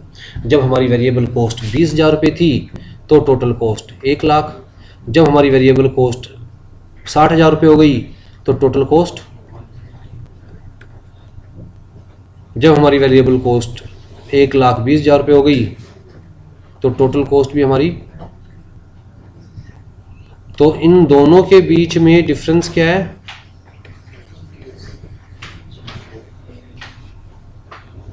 क्लियर है। तो टोटल कॉस्ट का चार्ट ग्राफ सबसे ऊपर रहेगा, जो बेसिकली किसको फॉलो कर रहा है, और टोटल कॉस्ट का चार्ट कितना ऊपर रहेगा टोटल वेरिएबल कॉस्ट से। अब बात आती है एवरेज कॉस्ट की, तो average total cost, average fix cost, average variable cost, right. Average fix cost, पहले इंस्टीट्यूट स्टार्ट किया, एक भी बच्चा नहीं, कॉस्ट कितनी है जी, 80,000। एक बच्चा आया तो भी कॉस्ट कितनी है जी, और 60 बच्चे आए तब भी कॉस्ट कितनी है जी। तो इसका मतलब शुरुआत में जब क्वांटिटी कम थी, देखो कितनी ऊंची से स्टार्ट हो रहा है, जैसे जैसे बढ़ते गए बच्चे तो एवरेज कॉस्ट कम होती गई, एवरेज फिक्स कॉस्ट। भाई 10 बच्चे हो गए तो एवरेज कॉस्ट क्या पड़ेगी, 8,000, 20 बच्चे हो गए तो एवरेज कॉस्ट क्या पड़ेगी, 4,000, तो धीरे धीरे कम होती चली गई। और 60 बच्चे हो जाएंगे तब भी एवरेज कॉस्ट 0 तो नहीं होगी भाई, 80,000 को 60 से डिवाइड करोगे तब भी कुछ ना कुछ कॉस्ट रहेगी। मैं तो कहता हूँ 80,000 बच्चे भी बिठा दें किसी तरह से, तब भी 1 रुपया पर स्टूडेंट तो कॉस्ट रहेगी। इसका मतलब एवरेज फिक्स कॉस्ट नीचे की तरफ आएगा, लेकिन कभी भी एक्स एक्सिस को टच नहीं करेगा। इसके पैरेलल चलता चला जाएगा पर कभी भी एक्स एक्सिस को टच नहीं करेगा। ये तो फिक्स कॉस्ट होगी हमारे पास। वेरिएबल कॉस्ट हमने क्या पढ़ा था, शुरुआत में ज़्यादा होगी, शुरुआत में ज़्यादा होगी, फिर जैसे जैसे प्रोडक्शन की एफिशिएंसी इंक्रीज होती जाएगी तो कॉस्ट कम होती जाती है, और उसके बाद भी हम अगर और लेबर रखने की कोशिश करेंगे तो दोबारा से कॉस्ट इंक्रीज होनी शुरू हो जाएगी। तो ये सिंपल सा चार्ट, ठीक है जी। और टोटल कॉस्ट तो होती दोनों का एडिशन है, राइट। तो total cost, average total cost, right. जैसे जैसे फिक्स कॉस्ट कम होगी टोटल कॉस्ट के अंदर फिक्स कॉस्ट का पोर्शन कम होता चला जाएगा। तो इसका मतलब एवरेज वेरिएबल कॉस्ट और टोटल कॉस्ट वैसे वैसे आपस में पास आते चले जाएंगे। कितने भी पास में आए पर एक दूसरे को टच, क्योंकि पापा जी हमेशा बीच में खड़े रहेंगे, ठीक है ना। चाहे वो 1 रुपये के रूप में खड़े रहें, 1 पैसे के रूप में खड़े रहें, लेकिन average total cost can never be equal to average, क्योंकि average total cost is equal to average fix cost plus average variable cost. और चाहे ये पापा जी 1 पैसे के क्यों ना हो, पर बीच में तो खड़े रहेंगे। क्लियर है? हाँ जी,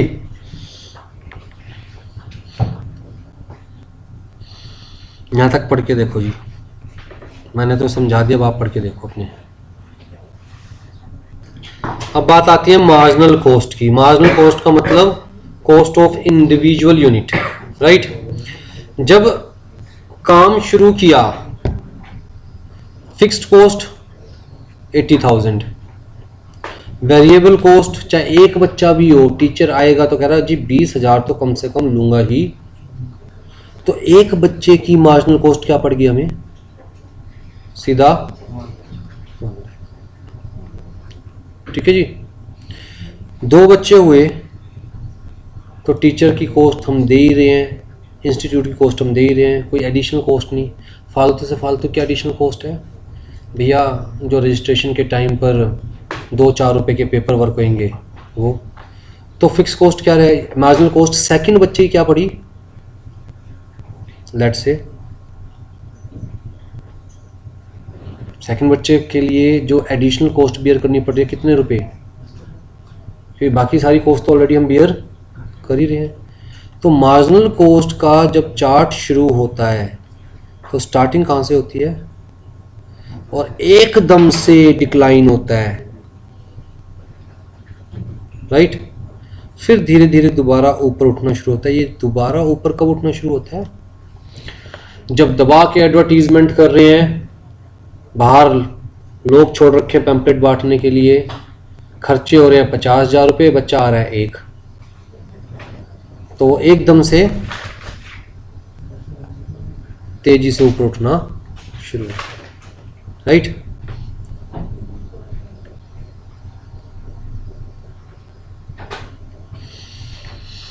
ये इक्वेशन देखिए, हमारे पास टोटल कॉस्ट क्या है, total fix cost plus total variable cost. अगर हम मार्जिनल कॉस्ट की बात करें तो मार्जिनल कॉस्ट होता ही क्या है, change in total cost. Total cost में क्या चेंज हुआ है, तो हम लिख सकते हैं change in total cost due to change in number of units, right.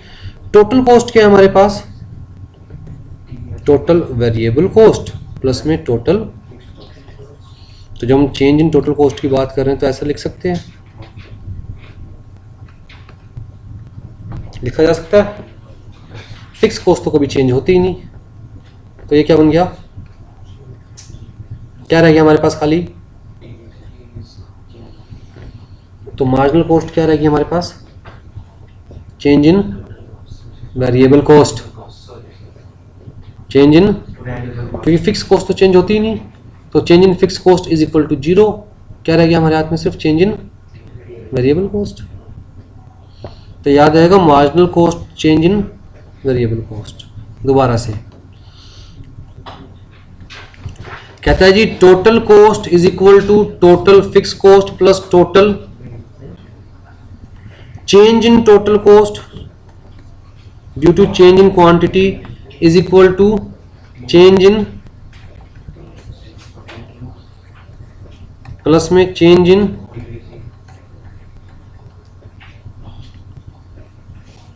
ठीक है जी।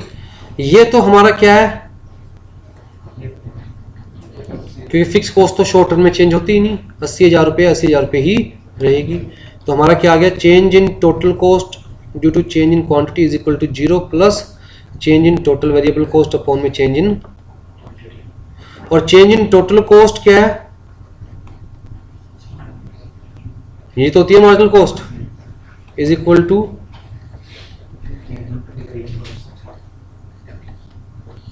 तो marginal cost directly depends upon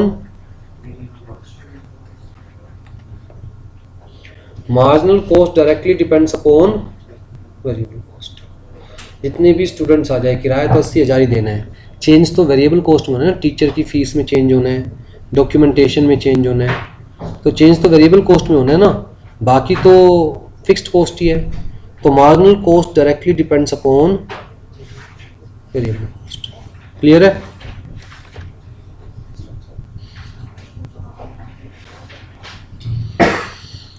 हाँ जी। तो क्योंकि वेरिएबल कॉस्ट के अकॉर्डिंग मार्जिनल कॉस्ट को चलना होता है, तो marginal cost is also U shape just like variable cost. When average variable cost is decreasing, marginal cost is less than it, and marginal cost lies below the average variable cost। क्योंकि average variable cost में तो सारी cost की average आ गई, एक बच्चे की मैं कहूँ average variable cost 20,000 रुपये variable cost थी हमारी टीचर को देने वाली। अगर एक बच्चा है तो average variable cost क्या है, 2 बच्चे हैं तो एवरेज वेरिएबल कॉस्ट क्या है। लेकिन 10 की जगह आप कह लो कि 100 रुपये और भी तो थे डॉक्यूमेंटेशन वाले, तो 10,000 प्लस 50 रुपये, 10,000 50 रुपये। लेकिन मार्जिनल कॉस्ट कितनी बड़ी, सिर्फ 100 रुपये। एक बच्चे की मार्जिनल कॉस्ट कितनी बड़ी, सिर्फ। तो एवरेज वेरिएबल कॉस्ट ऊपर होगा, MC is less than it, and MC curves lies below the। When the rate of fall of average variable cost slow downs, variable cost का बढ़ने की रेट कम होगी, MC reaches to its lowest value and starts increasing and cuts average variable cost below।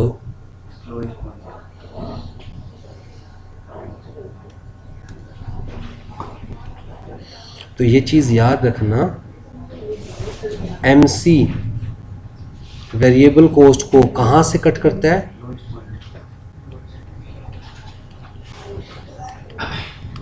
याद रहेगी। MC variable cost को कहां से cut करता है, लोएस्ट पॉइंट से।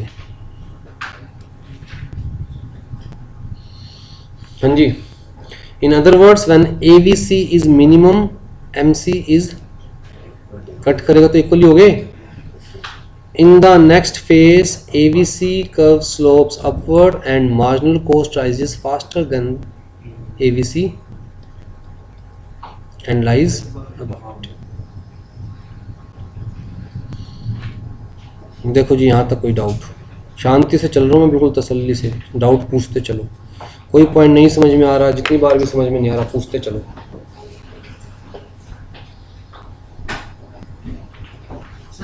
AC को भी उसके लोएस्ट पॉइंट से कट करती है।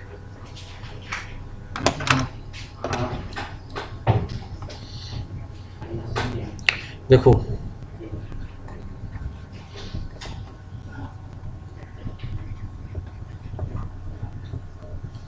ये फिक्स कॉस्ट है, वेरिएबल कॉस्ट क्या है हमारे पास, बच्चा ही नहीं है तो वेरिएबल कॉस्ट कहाँ से होगी।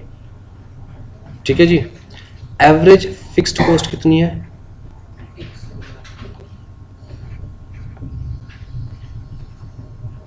ये तो स्टार्टिंग पॉइंट हो गया, एक बच्चा आया, fix cost, average fix cost, teacher चाहिए पढ़ाने के लिए, variable cost, average variable cost, marginal cost भी साथ में ले लो। मार्जिनल कॉस्ट क्या है जी? मार्जिनल कॉस्ट क्या है? एक बच्चे के ऊपर कॉस्ट क्या हो रही है? फिक्स्ड प्लस वेरिएबल सारी मिला के हो रही है एक बच्चे के ऊपर 1 लाख, ठीक है। दूसरा बच्चा आया, फिक्स कॉस्ट कितनी है? एवरेज फिक्स कॉस्ट कितनी रह गई? या एवरेज टोटल कॉस्ट भी ले लो, टोटल कॉस्ट भी ले लो।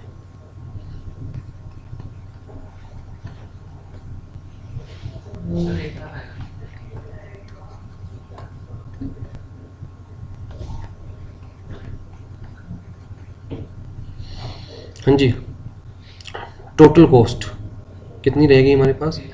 कहता है 1 लाख प्लस में एक बच्चे का 100 रुपये और डॉक्यूमेंटेशन मान लो, तो एवरेज टोटल कॉस्ट कितनी रहेगी? 50,000 प्लस में, ठीक है। फिक्स कॉस्ट तो उतनी कितनी है?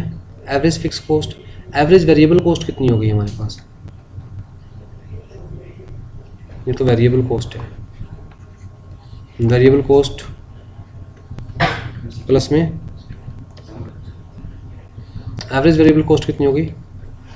10,000 प्लस में मार्जिनल कॉस्ट कितनी हो गई? 50,000।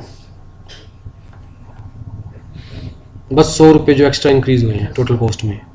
टोटल कॉस्ट में जो इंक्रीज हुआ, कितने रुपए इंक्रीज हुए हैं? सिर्फ 100 रुपये, ठीक है। 10 बच्चे हो गए, टोटल कॉस्ट क्या आएगी जी हमारे पास?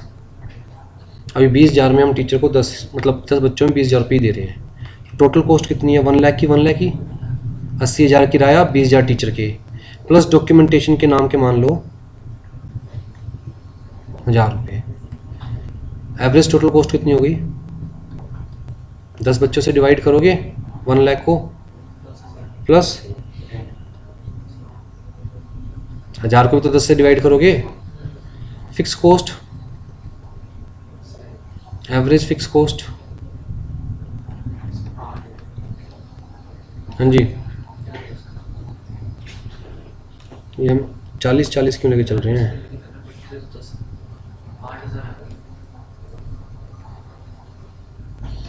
वेरिएबल कॉस्ट वही जो टीचर को देना है, प्लस 1,000 रुपये किस नाम के? डॉक्यूमेंटेशन के नाम के। एवरेज वेरिएबल कॉस्ट 10 बच्चों में 2,000 रुपये रहेगी, प्लस डॉक्यूमेंटेशन के नाम के। मार्जिनल कॉस्ट क्या है?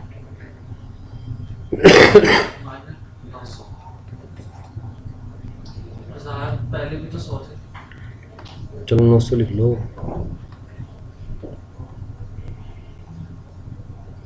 तो मार्जिनल कॉस्ट एक बार नीचे जाकर फिर दोबारा से ऊपर उठनी शुरू होगी, ठीक। एक ऐसा टाइम आएगा जब marginal cost will be equal to average variable cost. ये वो टाइम है जब बेसिकली हमें लगता है कि भैया प्रोडक्शन यहाँ रोक देनी चाहिए, क्योंकि इससे ऊपर ले जाने के लिए हमें खर्चा ज़्यादा करना पड़ रहा है, रिवेन्यू कम आ रहा है। लेकिन रोकनी नहीं है, यहाँ पर खर्चा करना पड़ रहा है 10,000 रुपये, रिवेन्यू आ रहा है 20,000 रुपये, अभी भी आ तो रहा है।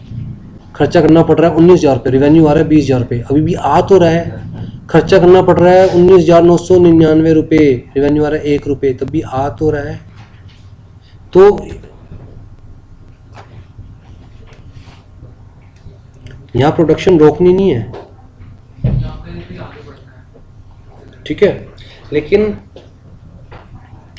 अभी के लिए यहीं पर छोड़ देते हैं, क्योंकि अभी हमारी टोटल कॉस्ट रिकवर नहीं हुई है। ये क्या उतारोगे? अपने आप बना लियो यार घर बैठ के।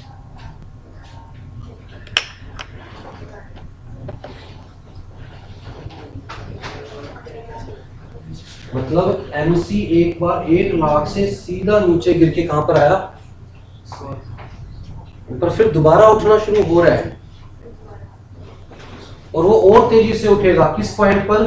जब 60 बच्चे तो हो गए, या मैं कहता हूँ 55 बच्चे हो गए, 5 बच्चे और करने के लिए तुम इतना खर्चा करने लग रहे हो जितना 5 बच्चों से फीस भी नहीं आनी, तो दोबारा और तेजी से ऊपर उठेगा।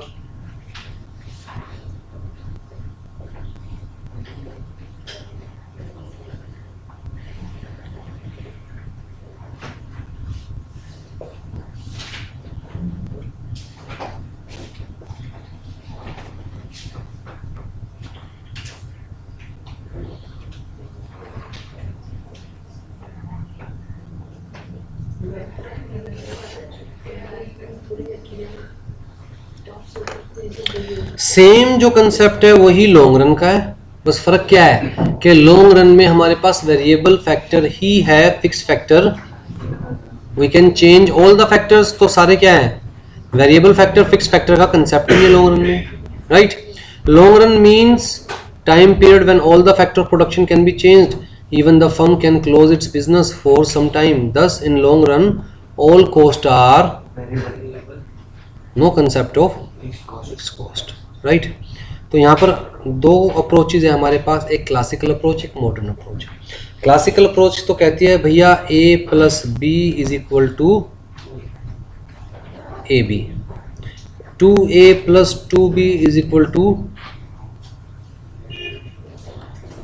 3a plus 3b is equal to, मतलब समझने की कोशिश कर रहे हो, मतलब सिंपल सा है कि जितना हम इनपुट ऐड करेंगे उतना ही क्या एक्स्ट्रा हो जाएगा आउटपुट, ठीक है। लेकिन मॉडर्न अप्रोच कहते हैं यार कैसे पॉसिबल है। क्लासिकल अप्रोच ने तो कहा input 1 10 unit, cost of input 1 10 रुपये, input 2 5 unit, cost of input 2 5 रुपये, तो फाइनली 1 यूनिट मिल रही है हमें, तो कॉस्ट कितनी है। अगर हम इनपुट को डबल कर देंगे तो आउटपुट भी हमें क्या मिलेगा डबल, 2 यूनिट। लेकिन मॉडर्न अप्रोच कहते हैं ये पॉसिबल नहीं है कि जी आप शुरुआत में लेके चल रहे हो 80,000 रुपये का रेंट प्लस 20,000 रुपये की लेबर, और आपके पास आ रहे हैं 10 बच्चे। अगर 20 बच्चे करने हैं तो क्या 1,60,000 रुपये का रेंट प्लस 40,000 रुपये लेबर में 20 बच्चे होंगे। कहता है रेंट उतनी तेज़ी से थोड़ा ना बढ़ेगा जितनी तेज़ी से हमें लेबर में बढ़ानी पड़ेगी, मतलब सेम प्रोपोर्शन में थोड़ी ना बढ़ाना पड़ेगा हमें, राइट। तो क्लासिकल अप्रोच की माने तो स्ट्रेट लाइन, कहता है जितना ये वाली कॉस्ट उतनी ये वाली कॉस्ट, जितनी ये वाली कॉस्ट उतनी ये वाली कॉस्ट, जितनी ये वाली कॉस्ट उतनी ये वाली कॉस्ट, स्ट्रेट लाइन, ठीक है। लेकिन अगर मॉडर्न अप्रोच की माने वो कहता है स्ट्रेट लाइन पॉसिबल ही नहीं है। शुरुआत में कॉस्ट ज़्यादा रहेगी, फिर एक ऐसा पॉइंट आएगा जब कॉस्ट नॉमिनल हो जाएगी, फिर दोबारा उससे ज़्यादा करने लगोगे तो कॉस्ट इंक्रीज हो जाएगी, राइट। ये कौन सी अप्रोच है जो अभी तक हम पढ़ते आ रहे हैं। क्लासिकल अप्रोच क्या कहती है,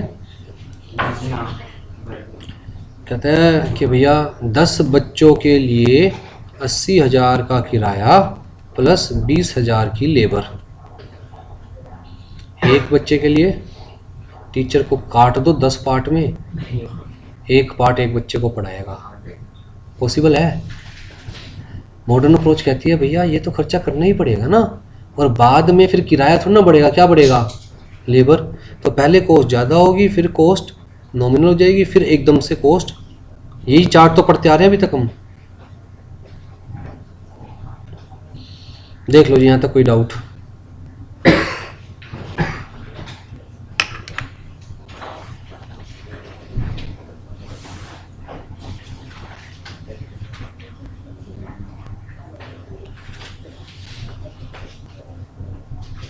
कॉस्ट के कर्व बिल्कुल क्लियर होने चाहिए, फिर रेवेन्यू के कर्व बिल्कुल क्लियर होने चाहिए, दोनों कर्व को सिंपल पेज में बोल सकते हैं तो ऑटोमेटिकली हमारे पास प्रॉफिट है।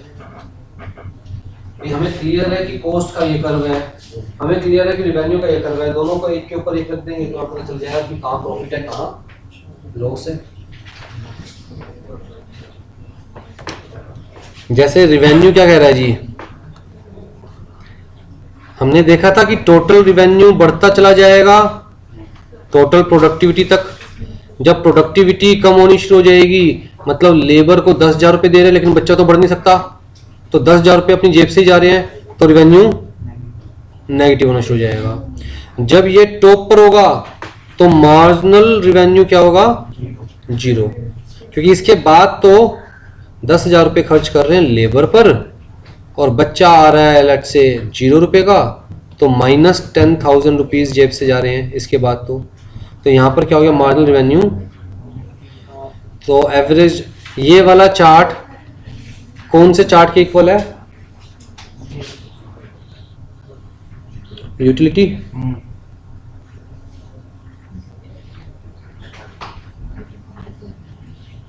हाँ जी, for the first unit total revenue is equal to average revenue is equal to, ये तो बताने की जरूरत नहीं है।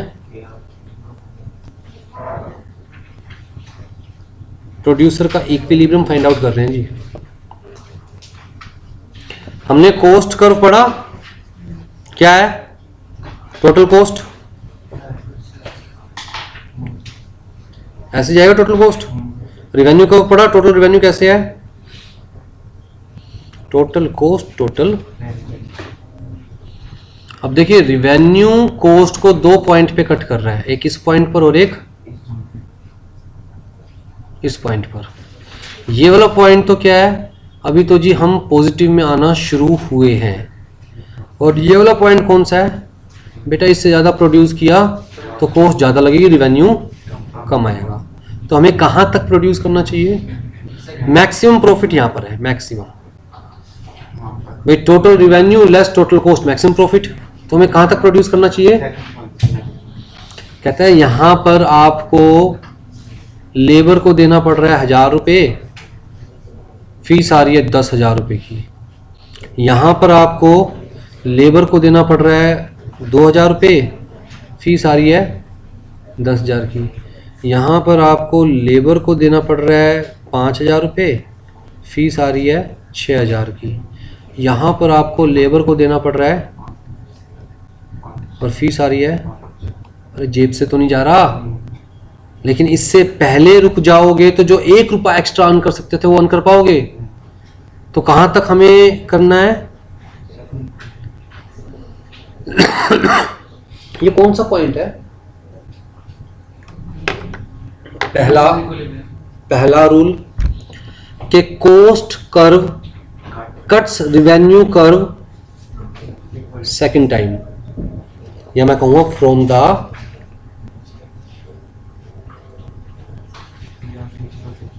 Cost curve cuts revenue curve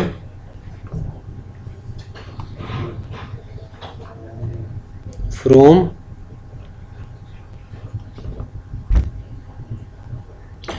इस वाले पॉइंट पे तो ऊपर से कट कर रहा है और इस वाले पॉइंट पर नीचे से कट कर रहा है। तो पहली कंडीशन ये सेटिस्फाई होनी चाहिए कि cost curve cuts revenue curve from below, right. दूसरी कंडीशन क्या सेटिस्फाई होनी चाहिए?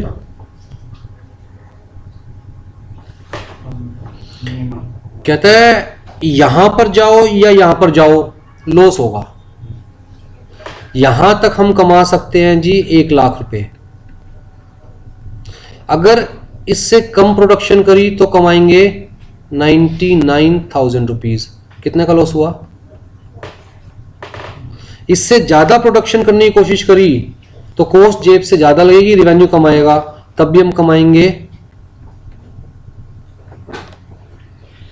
तो ये कौन सा पॉइंट है जहां पर किसी भी डायरेक्शन में डिविएशन हमारे प्रॉफिट को कम कर देगी, हमारे रेवेन्यू को कम कर देगी? क्या यहां पर ये कंडीशन सेटिस्फाई हो रही है? कहता है इससे कम कर रहे हैं काम तो कॉस्ट ज्यादा है, रेवेन्यू कम है, लेकिन इससे ज्यादा काम कर रहे हैं तो रेवेन्यू ज्यादा है, कॉस्ट तो ज्यादा करना चाहिए ना। ये तो ऐसी पोजीशन है कि आप लेफ्ट जाओ या राइट जाओ नुकसान होना है, क्योंकि आप अगर लेफ्ट में जा रहे हो तो जितना कमा सकते थे उतना नहीं कमा पा रहे, और राइट में जा रहे हो तो जितनी कॉस्ट बियर कर रहे हो उससे कम रेवेन्यू आ रहा है। अरे बात समझ में? तो the difference between TR and TC is maximum, profit falls if one more unit of output is produced, that is marginal cost becomes higher at the marginal revenue if one more unit is. तो ये वही तो चीज है कि एक भी unit और प्रोड्यूस करी तो प्रॉफिट कम हो जाएगा ज़्यादा होने की बजाय। क्यों? क्योंकि इससे आगे total cost is more than total revenue. देख लो जी,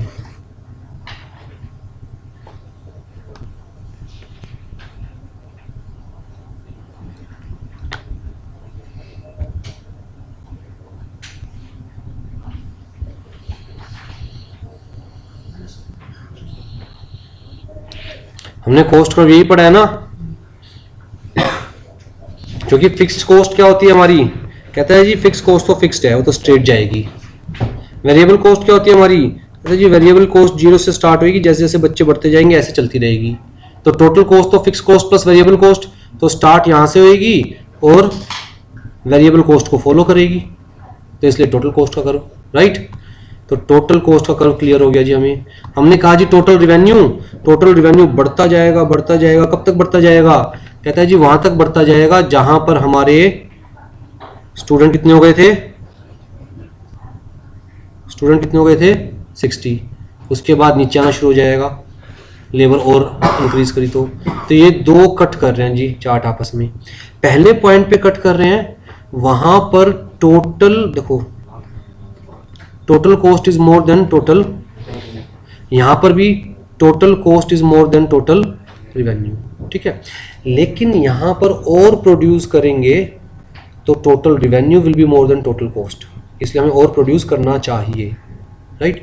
यहां पर और प्रोड्यूस करेंगे तो total cost will be more than total revenue, तो इससे आगे प्रोड्यूस, इससे कम प्रोड्यूस करेंगे तो भी जो इनकम अर्न कर सकते तो वो इनकम नहीं अर्न कर पाएंगे, राइट। चाहे 1 ही रुपया एक्स्ट्रा अर्न करो, पर अगर वो अर्न नहीं कर रहे तो इसका मतलब आप मैक्सिमम अर्न नहीं कर रहे, और मैक्सिमम अर्न नहीं कर रहे तो मैक्सिमम सेटिस्फैक्शन, तो कंज्यूमर प्रोड्यूसर को कहाँ तक प्रोड्यूस करना चाहिए,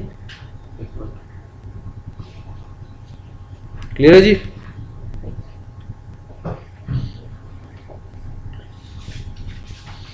ये तो TRTC अप्रोच थी, MRMC approach, marginal cost marginal revenue. Marginal cost हमने क्या पढ़ी थी, हमने पढ़ी तो ऐसे थी कि एकदम तेजी से नीचे गिरेगी, लेकिन चार्ट में ऐसे दिखाते हैं यू शेप, ठीक है जी। ये हमारी मार्जिनल कॉस्ट है, और रिवेन्यू क्या होगा,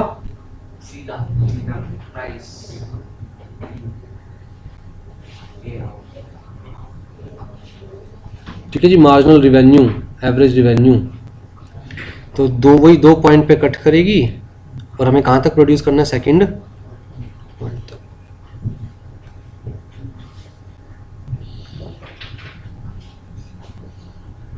देखो जी पहले यहां तक चीजें,